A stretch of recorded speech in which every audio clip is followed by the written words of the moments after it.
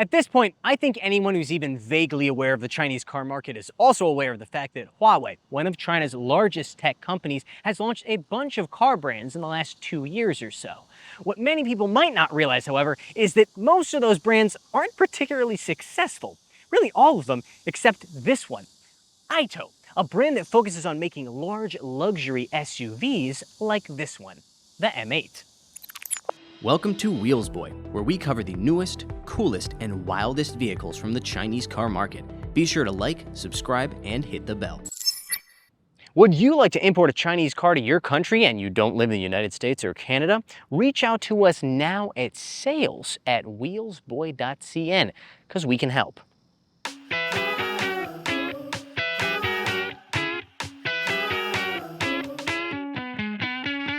The M8 is priced between $52,000 and $63,000 US, which puts it firmly in the luxury category here in the Chinese car market. And yet, they're selling anywhere from 10 to 20,000 units per month. Part of the reason for that success, at least I think, is that it looks a whole heck of a lot like their first hot-selling model, the M9 flagship SUV. There have, however, been some small but meaningful changes to the look of this car, particularly the redesigned headlight units. These have dropped the lower portion from the M9's design that I think made it look like it had bags under its eyes as if it hadn't slept in days. This new design looks more like a stormtrooper helmet, and Misa-like. This thing is down 2 LiDAR units compared to the M9, but you'd be hard-pressed to tell. First, the ones that it keeps. Front-facing roof-mounted LiDAR there, and the solid-state one in the rear. The side LiDAR units are gone, but because they have seemingly used the exact same mounting that they have on the M9, which has a LiDAR unit on the side right here, it looks like it still has the LiDAR units. But in fact, this is just a body color panel. Another area in which the M8 differs very little from the M9 is in terms of exterior dimensions. That is despite the fact that it costs over 10,000 USD less than an M9. The wheelbase, for example, is only 5 millimeters shorter than the M9. That means that you can save a whole lot of money buying an M8 without that stigma that's usually associated with buying the cheaper model because people think you can't afford the more expensive one. The boot or trunk of the AITO M8 measures 392 liters. That includes some usable space underneath the floor here. If you lay down the third row, you get 1,323 liters. And you can do that at the touch of a button right here. You can also, at the touch of a button, raise up the ride height of the vehicle in order to make it easier to get things in and out thanks to the air suspension. The interior of the M8 is essentially a copy of the M9's. That includes the gigantic triple screen display in front of me. That display uses the Huawei Harmony operating system, which remains one of the best available on the market, whether we're talking about visuals, we're talking about the snappiness of its load times, or simply the clarity of its menu logic. Ironically, it's also the interior of this car where you can start to see the differences between it and the M9, particularly the fact that a lot of the stuff that's standard on the M9 is an added cost option on the M8. Then again, it's hard to tell because the owner of this particular car that we rented basically optioned everything that they could. That includes the electrically opening front and rear doors, as well as electrically deploying sideboards, and this optional interior color. That color, which costs an extra 10,000 RMB, around 1,500 bucks, includes the addition of this ultra suede headliner. Now, normally the headliner would be a more traditional fabric one that doesn't feel quite as fancy. I will say, however, this is a great interior color, and it is very much worth the money. There's not a great deal to complain about when it comes to interior material quality on this car, especially on this one with the optional interior color like this. These are real leather seats with heating, cooling, and massaging, both front and second row. I will, however, say that this wood trim, while very well matched with the interior color, I'll just say this, if this is real wood, it's the thinnest real wood veneer I have ever experienced in a car. It just doesn't feel very premium. Another small point, the little mystery nipples, as I call them, on the steering wheel of this car, I suspect that they are made of real metal. The reason I suspect that is because they nearly burned off my fingertips after I left this car in the sun for a few hours and then touched them.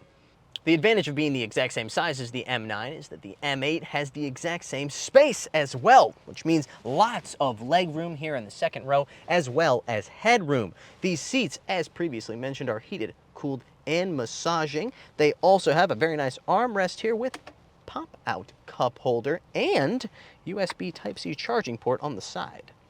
The second row of the M8 has one zero-gravity seat over here on the right side, which also features a fold-out table as well. That means that this car really only has one VIP spot. You don't really want to ask your VIP to sit here in the non-zero gravity seat. The rear of the center console is where you will find the heated and refrigerated storage area, open via this button right here. This panel is also where you control things like your air conditioning settings and the piece de resistance of every Huawei car, the drop-down 32-inch projector screen.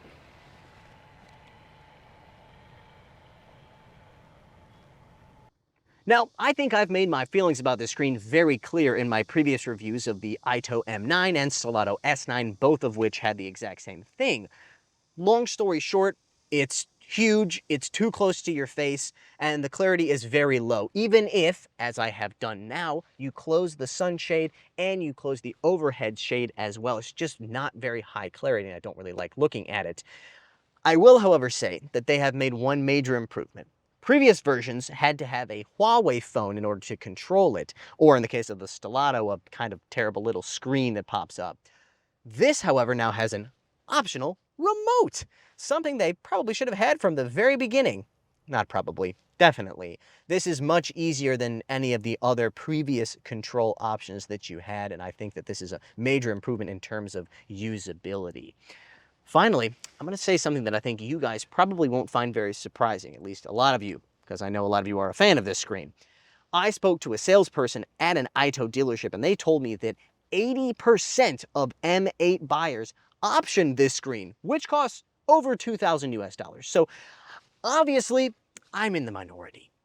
Comfort in the third row of the M8 is perfectly acceptable for adults when it comes to shorter, maybe even medium trips. That's helped by the fact that space, legroom, headroom, not bad. You've also got adjustable rake on the seats, as well as seat heating and a USB Type-C charging port. Now, all of that is available on both sides. The only real compromise when it comes to sitting back here is the fact that the floor does feel quite high.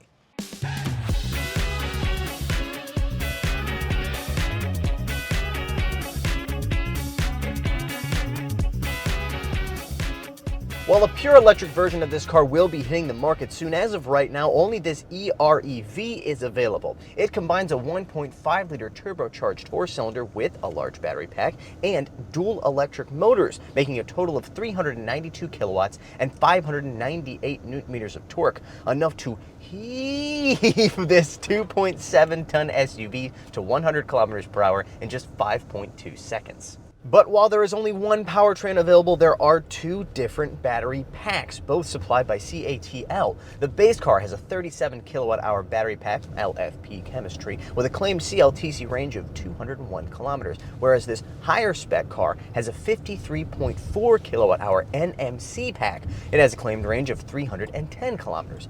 The combined range, that's fuel plus electricity, on this bigger battery model is a bladder-breaking 1,526 kilometers.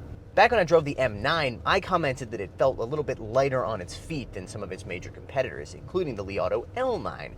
I don't know what happened between that car and this one, but I don't think it's fair to say the same about the M8. This car outright recommends that you drive it in comfort mode. I mean, literally in the menu here for the driving modes, it says comfort parentheses 推荐, which means recommended in Chinese. Comfort mode is indeed very soft, very refined and comfortable in terms of ride quality, but holy moly does it result in some outrageous levels of body movement the second you throw into a corner faster than anything over like a walking pace. The steering is also incredibly light. I mean, it's light enough that, yeah, you can move it with one finger, but I think you could probably move it with just your thoughts if you tried hard enough. There's, of course, a sport mode available, which firms up the suspension and gets rid of some of that body roll. It also makes for heavier, more direct feeling steering. Unfortunately, it also increases the sensitivity of the accelerator pedal, and that, if you're not able to kind of accelerate smoothly isn't going to make for very happy rear passengers.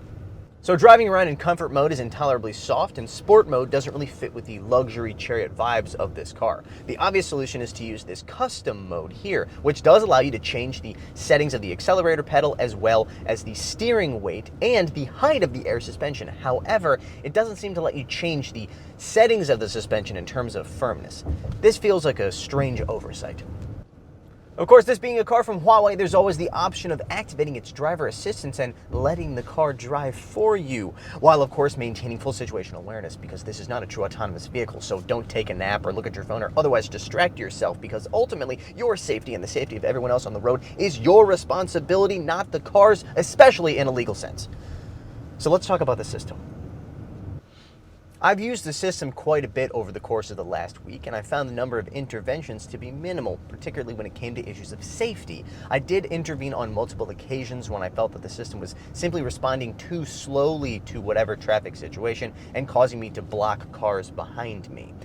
There is one feature unrelated to the performance of the system that I really do appreciate about it, and that is the exterior lights, these blue-green lights that activate when the system is on. These lights are intended to inform cars around you that, hey, look out, this car is using its driver assistance, so the driver isn't in control, so to speak. As a person who spends a lot of time on Chinese roads with a lot of cars using driver assistance, I really like these lights. This is not the first car to use them. In fact, Li Auto was the first brand to have these on their cars, but it's becoming increasingly common here in the Chinese car market, and I appreciate it.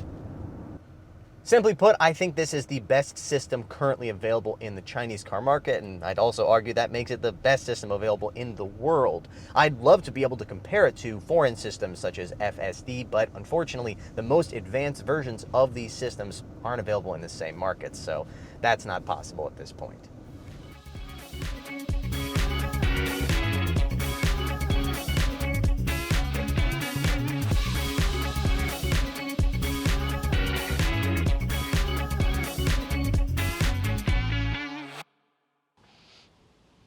With this level of design, tech, and comfort features, not to mention the outright appeal of the Huawei brand to many people, at least here in the Chinese car market, I don't think it's hard to see why this car has become such a sales success.